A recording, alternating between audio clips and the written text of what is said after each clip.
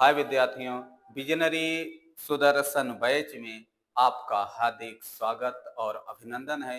इस कड़ी में आज हम लोग अलंकार का अध्ययन करेंगे। हेलो प्यारे विद्यार्थियों, विजनरी परिवार के द्वारा प्रारंभ की गई विजनरी सुदर्शन बैच में आपका हार्दिक स्वागत और अभिनंदन है। आज हम लोग अलंकार का अध्ययन करेंगे।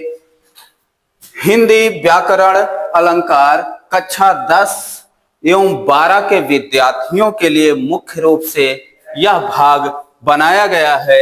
आगे हम लोग देखते हैं कि अलंकार शब्द का निर्माण कैसे हुआ। इसके विषय में कुछ समझ लेते हैं कि अलंकार शब्द का निर्माण वास्तव में कैसे हुआ। तो हमारा जो अलंकार है ये दो शब्दों से मिलकर बना है, अलम धन कार। तो यहाँ जो अलम का अर्थ होगा, अलम का अर्थ है आभूषण या गहना।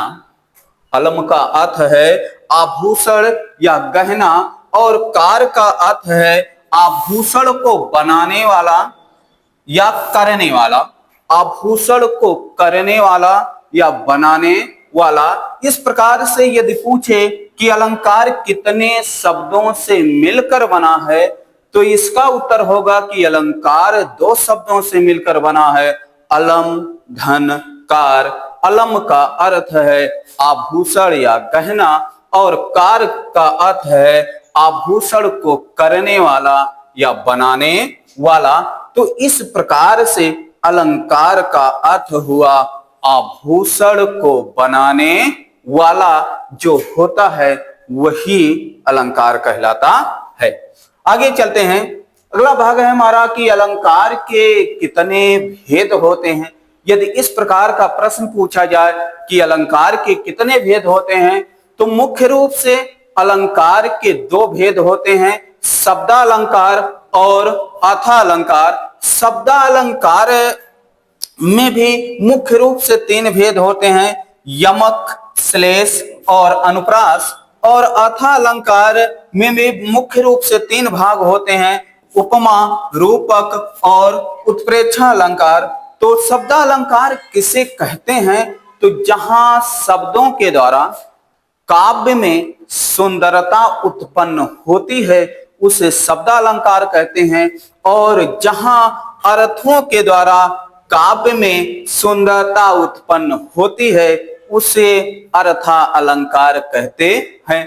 यदि सही सही देखा जाए तो शब्दालंकार को हम शब्दों के द्वारा समझते हैं और अर्था अलंकार को अर्थों के द्वारा समझते हैं।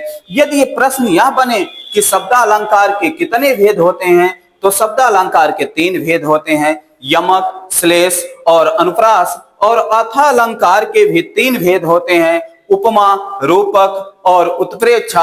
अब आगे हम लोग इनके बारे में पढ़ेंगे।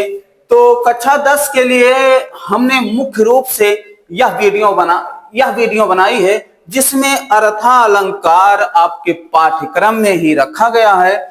तो कक्षा 10 में केवल अर्थालंकार का अध्ययन ही करना है। तो अर्थालंकार में अभी बताया गया आपको कि तीन भाग होते हैं, उपमा, रूपक और उत्प्रेक्षा, और यही आपके पाठ्यक्रम में है। तो आज हम लोग सब अर्थालंकार का अध्ययन करेंगे। अर्थालंकार में पहला है उपमा अलंकार। किसे कहते हैं? तो इसकी परिभाषा है, जहां किसी वस्तु या व्यक्ति की तुलना किसी दूसरी वस्तु या व्यक्ति से की जाए वहां उपमा अलंकार होता है। यदि कहा जाए कि जहां किसी वस्तु या व्यक्ति की तुलना किसी दूसरी प्रसिद्ध वस्तु या व्यक्ति से जब की जाती है तो उसे ही उपमा अलंकार कहते हैं। जैसे चित्र के माध्यम से आपको बताने का प्रयास किया गया है कि एक वस्तु है हमारी ए और दूसरी वस्तु है हमारी बी। तो यहाँ पर ए की तुलना बी से की जा रही है और इधर देखा जाए तो बी की तुलना भी ए से हो रही है। तो इस प्रकार से यहाँ पर उपमा अलंकार होता है, क्योंकि इसकी परिभाषा ही कहती है कि जहां किसी वस्तु की या व्यक्ति की तुलना किसी दूसरी वस्तु या व्यक्ति से की जाती है तो उसे उपमा अलंकार कहते हैं। आगे चलते हैं। उपमा अलंकार के उदाहरण, तो उदाहरण है पीपर पात सरिस मन डोला, हरिपद कोमल कमल से, और नील गगन सा शांत हृदय था सो रहा।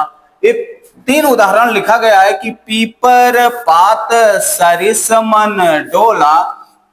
पीपर माने पीपल और पात माने पत्ता, तो पीपल, पात माने पत्ता, और सरिस माने होता है सरल।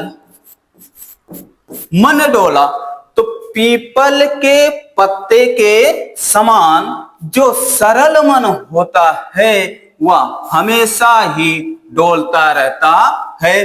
तो यहां मन की तुलना, जो सरल मन है उसकी तुलना पीपल के पत्ते से की जा रही है। तो इस प्रकार से यहां पर उपमा अलंकार है। अगला है कि हरिपद कोमल कमल से। हरि माने भगवान श्री कृष्ण, तो भगवान श्री कृष्ण के लिए हरि शब्द आया है कि श्री कृष्ण के लिए हरि शब्द, तो हरि पद जो भगवान श्री कृष्ण का पद है वो कोमल, कमल से, वो कमल के समान कोमल है। जो भगवान श्री कृष्ण का पद है वो कमल के समान कोमल है। तो यहां भगवान श्री कृष्ण के कदमों के तुलना, पैरों के तुलना कमल से की जा रही है। तो उपयुक्त पंक्तियों में उपमा अलंकार का प्रयोग किया गया है। अगला है नील गगन सा शांत हृदय था सो रहा। नील माने नीला, नील नीला, और गगन माने आकाश, गगन माने आकाश, सा माने समान, सा माने समान, और शांत हृदय, जो मेरा शांत हृदय था वह सो रहा था किसके समान, तो नील गगन सा, नीले गगन के समान जो मेरा शांत हृदय था वह सो रहा था। तो जो शांत हृदय है इसकी तुलना जो है नीले गगन से की जा रही है। तो इस प्रकार से यहां पर भी उपमा अलंकार का प्रयोग किया गया है। यहां तक समझ में आया? आगे बढ़ते हैं हम लोग। रूपक अलंकार, तो रूपक अलंकार की परिभाषा क्या होती है, तो जहां उपमेय में उपमान का भेद रहित आरोप किया जाता है वहां पर रूपक अलंकार होता है। दोनों में अंतर समझे रहना। उपमा में होता है तुलना करना, जहां उपमेय में उपमान की तुलना की जाए वहां उपमा है, और जहां उपमेय में उपमान का भेद रहित आरोप किया जाए उसे रूपक अलंकार कहते हैं। जैसे चित्र के माध्यम से आपको समझाने का प्रयास किया गया है कि ये है उपमेय और इधर है उपमान। तो जहां उपमेय में उपमान की तुलना की जाए, जहां उपमेय में उपमान का भेद रहित आरोप किया जाता है, तो ये जो पहला गोला है, जो पहला गोला है ये है उपमेय। फिर से एक बात समझना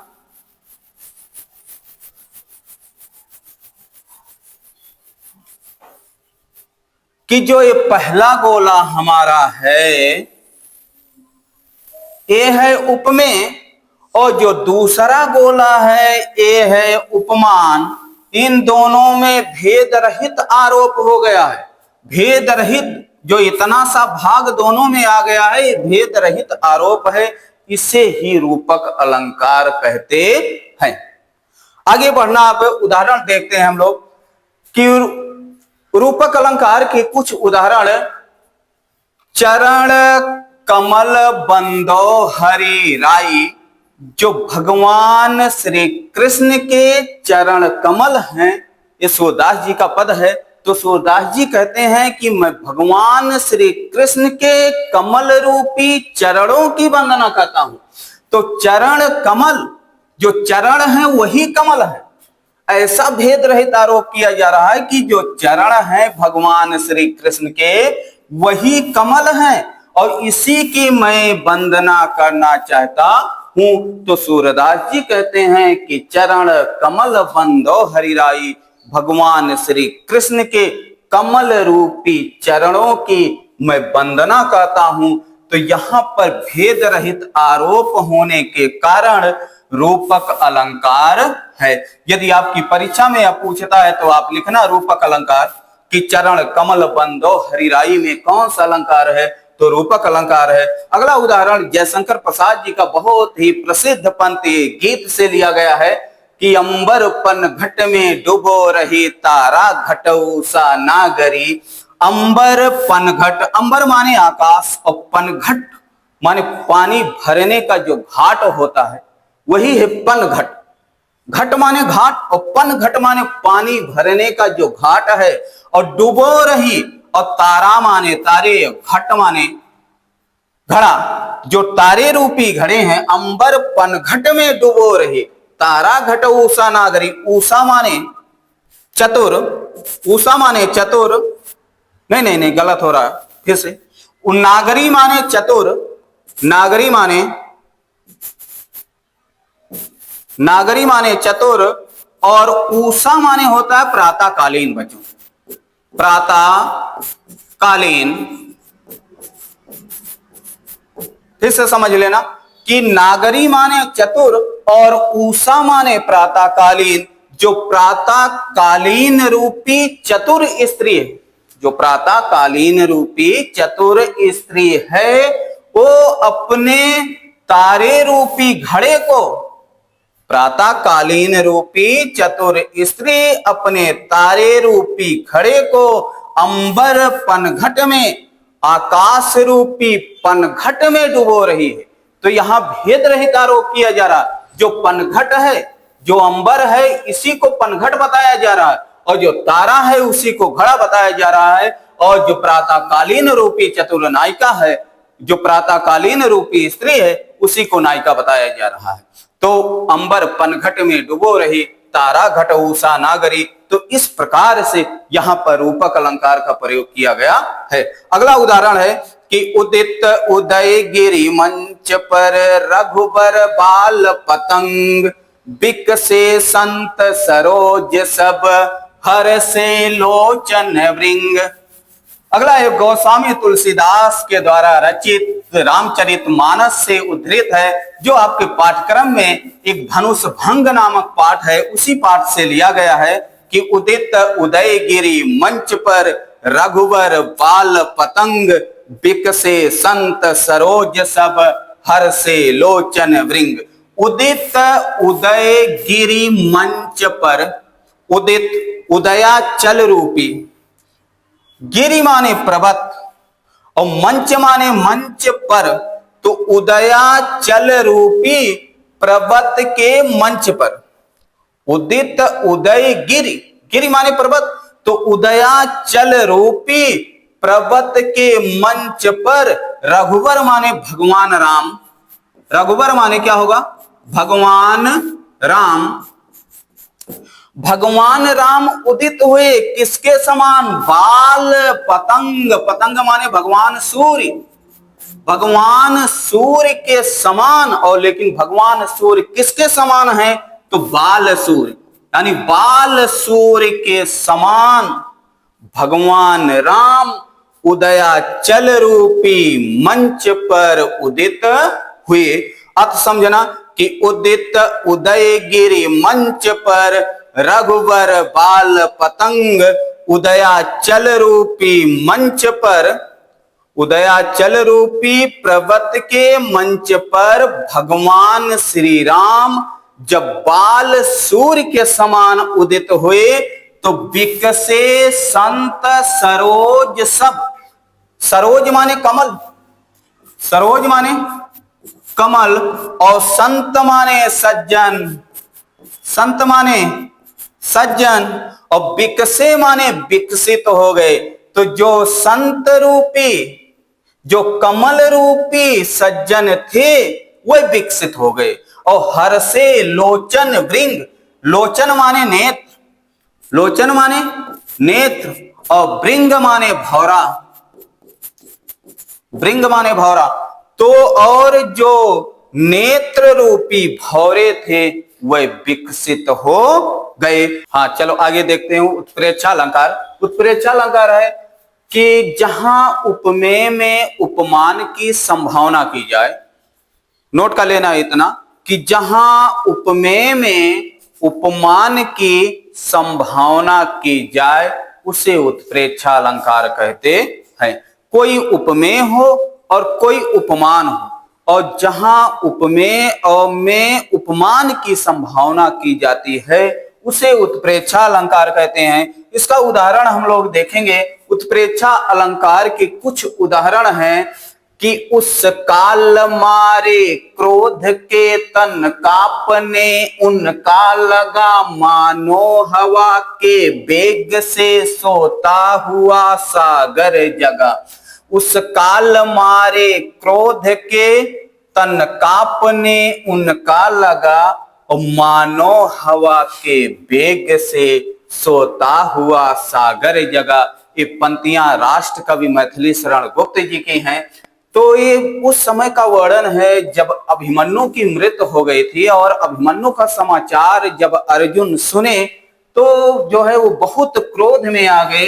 और क्रोध में ऐसा लग रहा है कि उस काल, तो किस काल, तो उस काल का मतलब है कि जिस काल अर्जुन को ये बताया गया कि अभिमन्यु युद्ध में मारा गया, तो उस काल मारे क्रोध के तन कांपने उनका लगा। उनका का बोध हुआ अर्जुन, अर्जुन का, तो कांपने, और तन माने शरीर,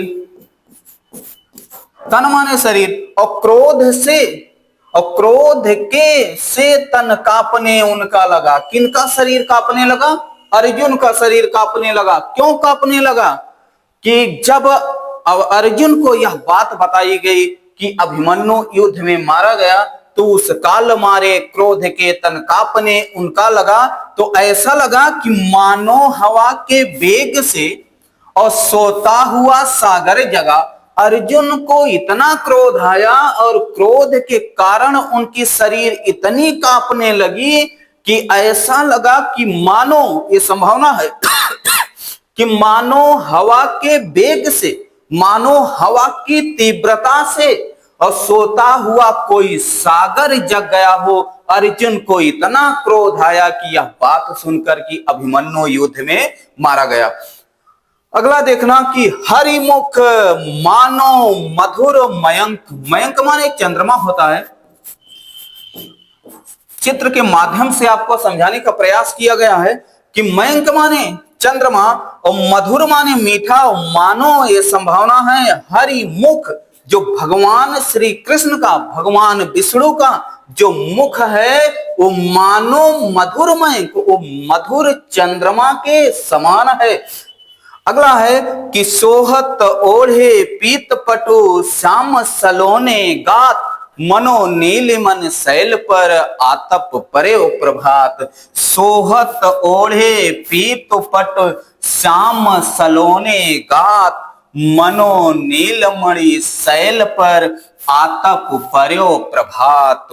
तो सोहत ओढ़े पीतपट बिहारी लाल का दोहा भक्ति और श्रृंगार से लिया गया है कि सोहत ओढ़े पीत, पीत माने पीला और पटु माने वस्त्र, पटु माने वस्त्र और पीत माने पीला, और सोहत माने सुशोभित हो रहा, ओढ़े माने ओढ़े हुए। जब भगवान श्री कृष्ण अपने श्याम माने भगवान श्री कृष्ण और सलोने माने, सलोने गात माने शरीर पर, तो जब अपने सांवले शरीर पर भगवान श्री कृष्ण पीले रंग का पीतांबर ओढ़े हुए हैं, तो ऐसा लग रहा है कि जैसे मानो नीलमणि, नीलमणि शैल माने प्रभात, नीलमणि शैल पर, और आतप और प्रभात माने प्रातःकालीन, प्रभात माने प्रातःकालीन, और आतप माने जो भगवान सूर्य की किरणें हैं, जो भगवान सूर्य की प्रातःकालीन किरणें हैं वह मानो जो है नीलमणि पर्वत के ऊपर पड़ रही है। तो सोहत ओढ़े पीत पटु श्याम सलोने गात, मनो नीलमन शैल पर आतप पर्यो प्रभात। और उस काल मारे क्रोध के तन कापने, उनका लगा मानो हवा के वेग से सोता हुआ सागर जगा।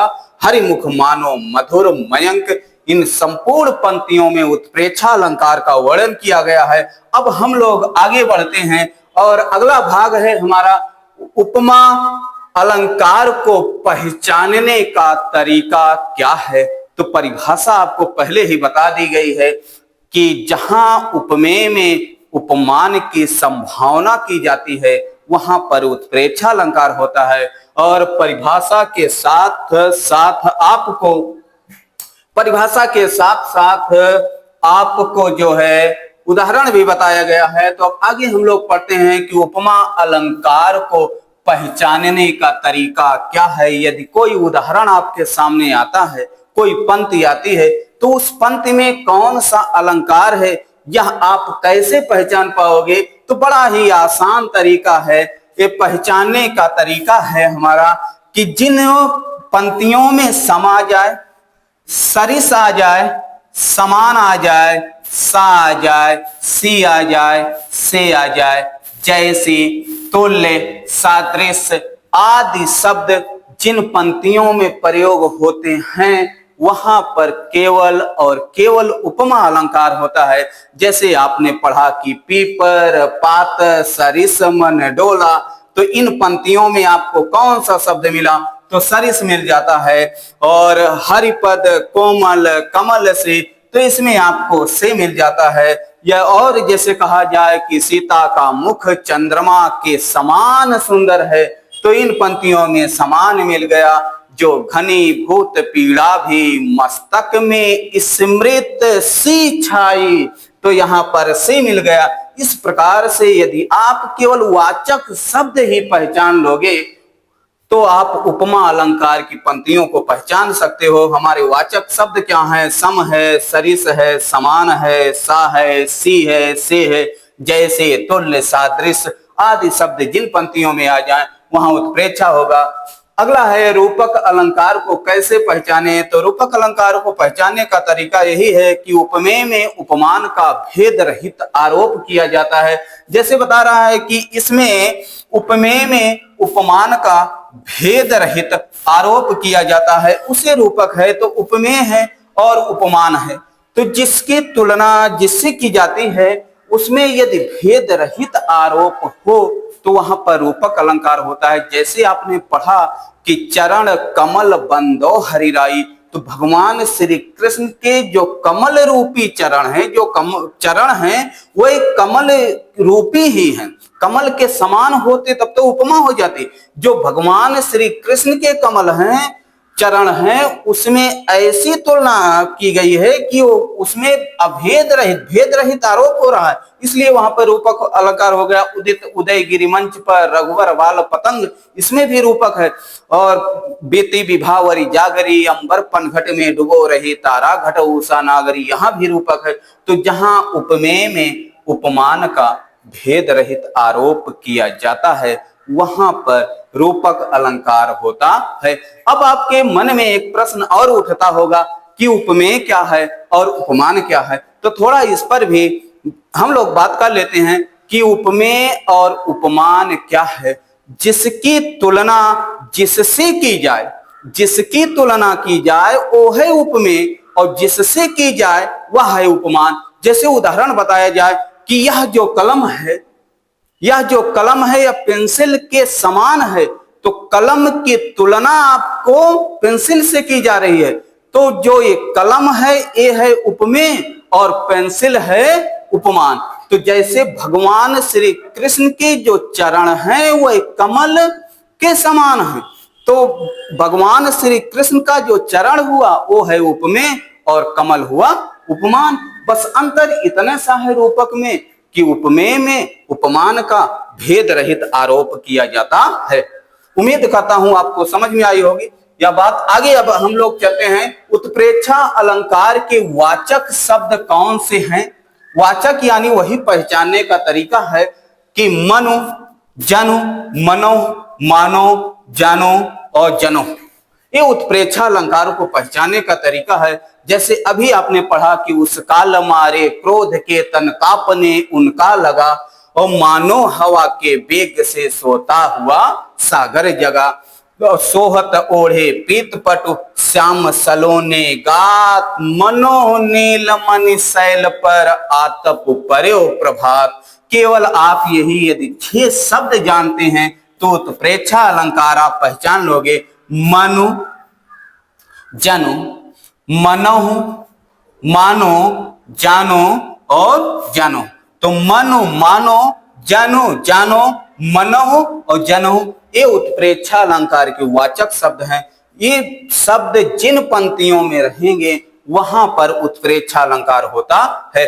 अगर आगे हम लोग देखते हैं कि तीनों अलंकार में मुख्य अंतर क्या है, यानी तीनों अलंकार उपमा में, रूपक में और उत्प्रेक्षा में मुख्य अंतर क्या होते हैं।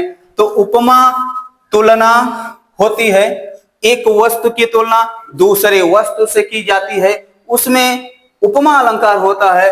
और रूपक में भेद रहित आरोप किया जाता है, और उत्प्रेक्षा में संभावना की जाती है। उपमेय में उपमान की संभावना की जाए तो उत्प्रेक्षा है, और उपमेय में उपमान का भेद रहित आरोप किया जाए तो रूपक है।